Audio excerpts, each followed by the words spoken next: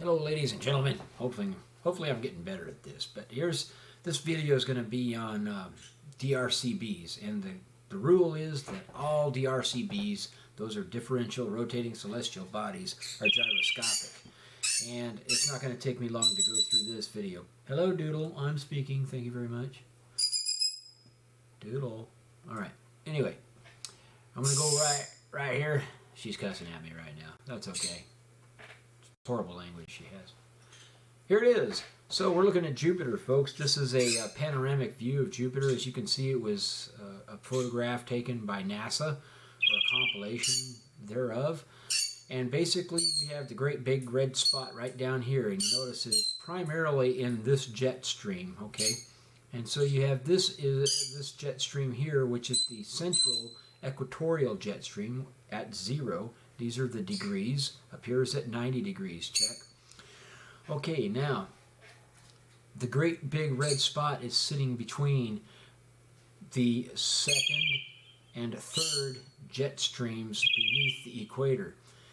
And its mate is down here. Now, the jet stream at the equator is rotating to the right, which is the prograde rotation that Jupiter's planetary rotation is going in, and this jet stream is going in the opposite direction because it is a counterflowing jet stream. And that is why this is primarily rotating in a counterclockwise manner. And then if you go down here to the next jet stream, almost to 30 degrees from the equator, and you're going back in the opposite direction, you're going to have the other end of this vortical of the great red spot vortical rod. And the vortical rods on Jupiter are separated by, more than likely by the core of the planet being too dense for them to actually penetrate the planet. So the Jupiterian stripes are actually more prominent than the vortical or the primary vortices. So these two guys are connected to each other through the planet. And the reason this one is in a lower location is because the jet stream that it is feeding from is in a lower, or is going in a different direction than the jet stream feeding the great red spot. And if you're going back this way, you have this rotation here, and then we go toward the east in this view, and it go into this, it rotates this guy this way. So when you put the two ends of them together, they're rotating in the same direction. Up in the northern hemisphere, you have this spot here and this spot here. And yeah, they're pretty small, but maybe not compared to the vortices on Earth. Doodle, quiet. She's trying to drown me out. She wants you all to listen to her. Can you hear her? Okay, yeah, I hope so. They can hear you, Doodle. They said, yeah, we can hear you. Okay. Now, that is not just the only cool thing about this. This is just the panoramic view that we're looking at for Jupiter, right? And here is the southern hemisphere of Jupiter. On the southern hemisphere of Jupiter, you can very easily see how these two guys are almost directly across from each other. Now, there's a little bit of a, offset going on there, but I'm still guaranteeing you there is a vortical rod connecting these two guys together. And when we come down to, well, we might not have quite the great view down here. One of these gas giants has a pentagonal south pole. I thought it was Jupiter, but maybe it's not. Maybe it's Saturn or Neptune or something. Okay, anywho, that's the south pole. Now we're going to go look at the north pole. Here's the north pole. Notice how these two guys are almost exactly across from each other? Yeah. Now, this particular direction of vortical rod, in addition to, or in comparison to this direction of vortical rod, doesn't necessarily mean that the vortical rods are crossing each other at an intersection somewhere in the center. We don't know. This photograph was taken at one time, and the other photograph was taken at another time. So, unless they were taken simultaneously, you don't know if they're paired or not. Now, here's the funny thing about Jupiter. Because these vortical rods are not passing through the equatorial core of the planet, as we would expect to see, like we see on the sun and we see on the Earth, there is a chance that they might be kind of like the Russian hip helicopter, where you've got two rotary blades, one on top, one on the bottom, and they're counter-rotating each other, because of course if they were flying and rotating in the same direction, the aircraft wouldn't fly.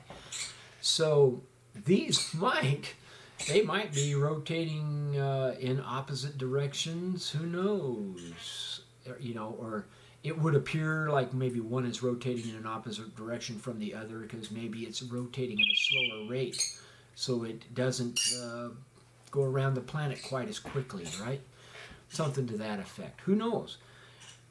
This would be something that maybe NASA would be interested in and keeping an eye on, to see if what I'm showing here is in fact more than just my theories. That would be nice, wouldn't it? Oh, here's the sun. Okay, here's basically the picture of the sun that I was going to use. It's titled by NASA as the opposing solar prominences. It's talking about this prominence here and that prominence there, which are also unique and very cool to look at. But one of the things I'm more interested in is this little bright spot right here that's oddly found at the almost smack dab center of the sun. But why? Now, if you look up here toward the north pole of the sun and down here toward the south pole of the sun, there's a discoloration. It seems to get a little bit darker. And that is going to be basically the idea that you're looking at the polar regions, in that the vortices, the polar vortex or vortical rod, is passing through the sun right here. Yeah, that little funny line you can see right here, real faint, that you can see a line. And this is almost right on top of that line. And you have the cant up here and the cant down here that is almost parallel to this one up here. So when I start to look at it, I decide, well, you've got a vortex up here that is going to have a different view, and a vortex down here with a different view. That brings me to the graphics that I draw on this picture to my right. Oh, look at that. North Pole, 45-degree radial vortex is up here. Then you have the South Pole, 45-degree radial vortex down here. And then I didn't really draw any circles in here because they wouldn't be circles. They'd be very oddly shaped ellipses to try to squeeze in there. And it's almost, unless you do it 500 points at a time, it's really hard to do, so I didn't do it. What I did do is I show how the two different sides of this puzzle area here between, in the center, are rotating, and these puzzle areas that I'm looking at, I'm calling spiral density puzzle zones. So they're related to spiral density fractures that we see on the Earth. And if you recall in one of my other videos, the spiral density fractures of Lake Victoria is like a river, but it's still a spiral density fracture. The Amazon is part of a spiral density fracture around Sapaliwini. And so you have, rather than fractures, because it's plasma, she really wants people to listen to her. What she wants is she wants out, but in order for me to let her out, I got to let the dogs out. I got to go put the dogs in the playpen. And the dogs really don't like getting stuck in the playpen, even though they're not doing a blessed thing right now besides laying on the floor. Okay. Anyhow, enough of the animals. All right, so as you can see, the spiral density puzzle zone is going like this, spinning around this way, which means this hemisphere is rotating counterclockwise. And then you have the opposite rotation over here, where the left hemisphere is rotating clockwise.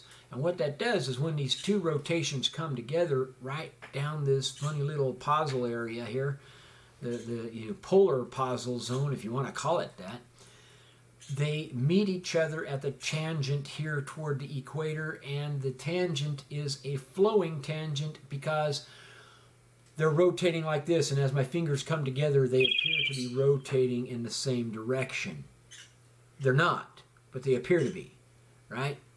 Because I have two counter rotations, like the blender in your mother's or anyone's mother's blender machiney thingy, right? There you go. And then, of course, right there, where you're about to get a whole lot of things going on, you get this anomaly right here in this little center of a bright spot. So they're getting a little more active and hot right there. I have no idea what made these prominences pop up. That's NASA's field. Anyway, right here in the blue, of course, are the two directions of equatorial vortical rotation as I have just described. So, you have a polar axis right here. On this particular view of the sun, it is at a -9 degrees, which is at a much greater positive degree axial tilt. And that doesn't necessarily indicate a axial cant. Now, if in this area right through here, generally about from this latitude to about this latitude on the sun's surface, every now and then you get what I refer to as Santa's belt, because it's like this perfect belt going around the planet. Oh, excuse me, the sun. Perfect belt going around the sun. And when that belt dips forward, that tells us that the axial cant of the sun is tilting forward to us, coming out like that. And then if the belt is tilted into the sky, going this way, then we know that the axial cant of the sun is leading away from us at the North Pole.